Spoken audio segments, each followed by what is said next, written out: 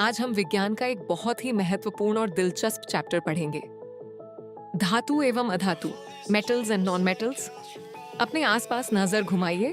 आपके बर्तन, बिजली के तार, यहाँ तक कि गहने, ये सब अलग अलग पदार्थों से बने हैं। क्या आप जानते हैं कि इन्हें धातु और अधातु में क्यों बांटा गया है? चलिए आज की क्लास में इसे गहराई से समझते हैं। सबसे पहले बात करते हैं इनके भौतिक गुणों की। शुरुआत करते हैं धातुओं से। धातुएं चमकदार होती हैं। इन्हें पीटकर चादरें बनाई जा सकती हैं, जिसे आघात वर्धयता कहते हैं। ये तन्य होती हैं, यानी इनके तार खींचे जा सकते हैं।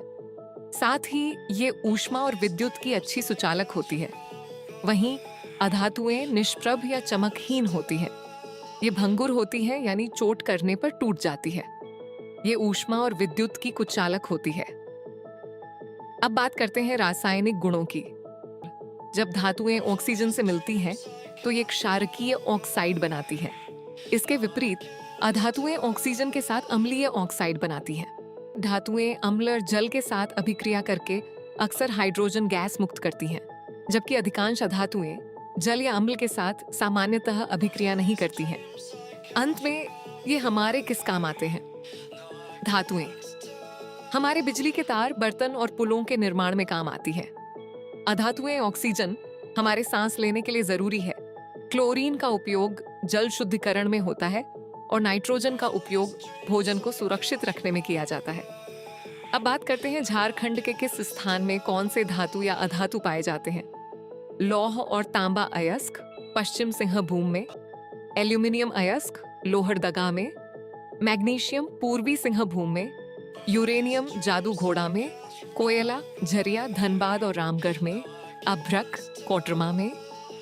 बच्चों, ये था धातुओं और अधातुओं का एक क्विक ओवरव्यू।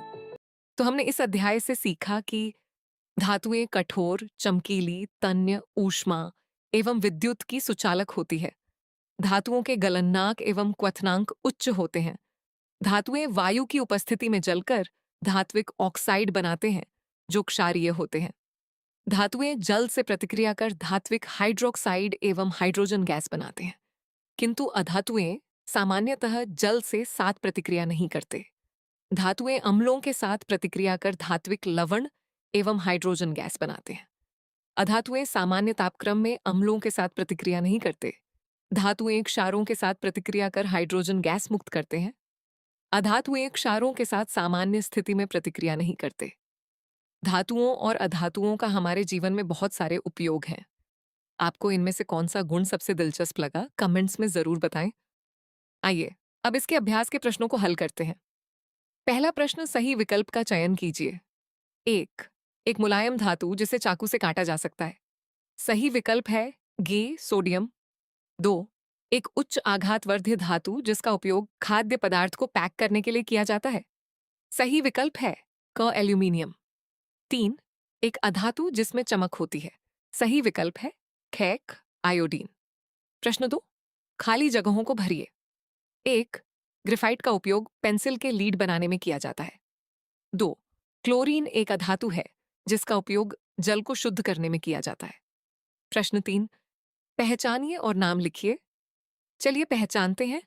1, एक धातु जो द्रव के रूप में होता है, वह पारा यानी मर्कुरी है।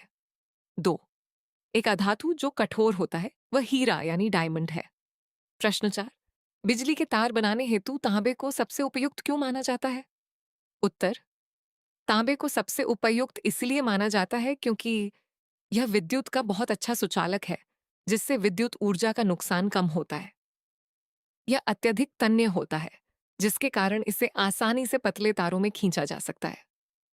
यह एल्यूमीनियम की तुलना में अधिक मजबूत होता है और चांदी से काफी सस्ता होता है। प्रश्न 5, धातु एवं अधातु के तीन तीन उपयोग लिखिए।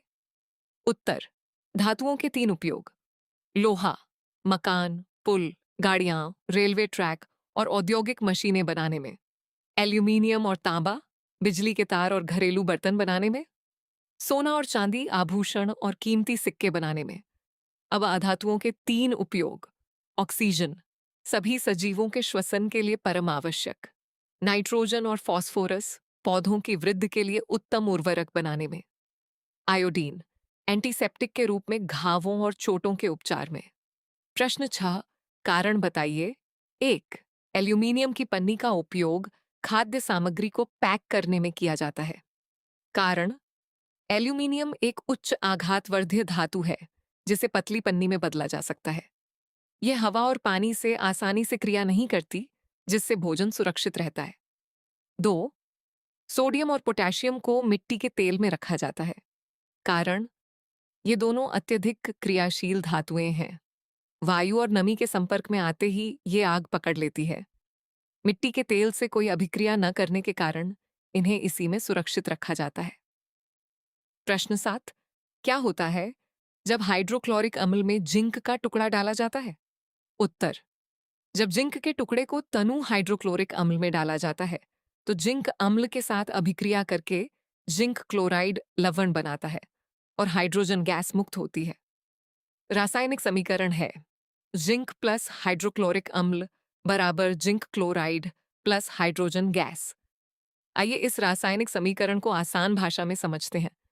यहाँ Zn यानी जिंक एक धातु है और HCl यानी हाइड्रोक्लोरिक अम्ल एक अम्ल है। जब जिंक की प्रतिक्रिया हाइड्रोक्लोरिक अम्ल से होती है तब जिंक क्लोराइड ZnCl2 और हाइड्रोजन गैस H2 बनती है। इस अभिक्रिया में जिंक हाइड्रोजन को उसके यौगिक से विस्थापित कर देता है, इसलिए इसे विस्थापन अभिक्रिया डिस्प्लेसमेंट रिएक्शन कहा जाता है। ध्यान रखें, समीकरण में 2 HCl इसलिए लिखा गया है ताकि दोनों तरफ परमाणुओं की संख्या समान रहे। इसे संतुलित रासायनिक समीकरण कहते हैं। प्रश्न 8, क्या आप नींबू के अचार को एल्यूमीनियम के पात्रों में रख सकते हैं? नहीं तो क्यों? उत्तर, नहीं, हम नींबू के अचार को एल्यूमीनियम के पात्रों में नहीं रख सकते।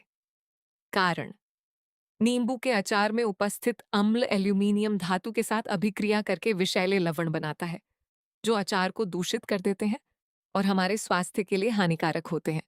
तो बच्चों, आज के टॉपिक में बस इतना ही। मिलते हैं अगली क्लास में। धन्यवाद।